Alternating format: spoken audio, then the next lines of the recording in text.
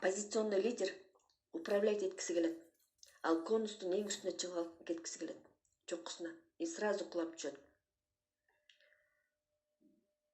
Влияние ушундай иштейт дегендикке жатпайт. Мындай болгондо адамдар баш ийбейт. А дегенде биз коммуникация кылганды билишибиз керек. Башкача айтканда, адамдар менен байланыш түзүшүбүз керек.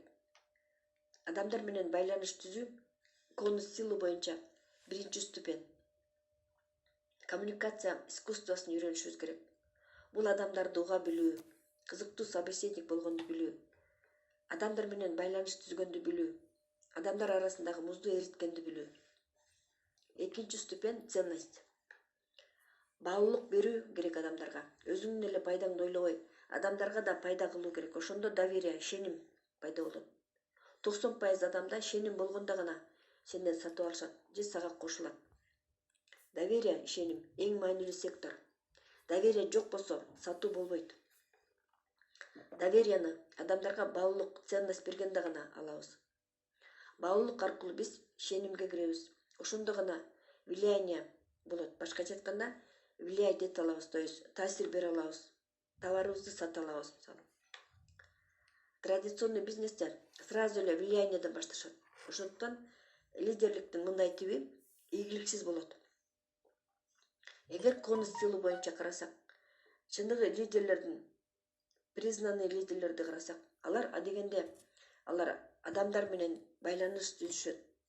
Адамдарга баалуулук беришет. Адамдарды шыктандырышат. Баалуулук бул билим, навыктарды беришет.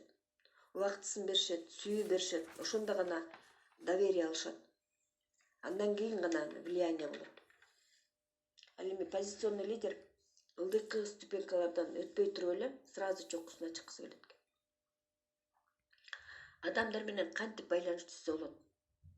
Адамдарга кызмат кылганда гана байланыш болот. Асель Сыдыкованын Вероникадан Successful Office'га жаңыдан жумушка алган убакта Асель Сыдыкова жаш болчу. Алар чогуу самолетто учуп бара жаткан экен. Асель Дель Карнегинин «Как завоевать друзей и влиять на людей» деген китебин окуп бараткан дейт. Вероникадан ошондо Асель Сыдыковага: «Мен сага лидерство боюнча бир-эки сөз айтам» деп китепти оодарып туруп, ручканы алып мынтип жазыптыр. Эң биринчи сен адамдарга кызмат кылышың керек. Андан кийин результат көргөзүшүң керек. Андан кийин адамдар сага кызмат кылат. Андан кийин сен лидер болосуң. Ошол Вероника тандан алган кичинекей сабакты ал өмүр бою эстеп калдым дейт. А дегенде адамдарга кызмат кыл, аларга пайда кыл, анан адамдар сага кызмат кылат. Чындап ийгиликтүү болгуң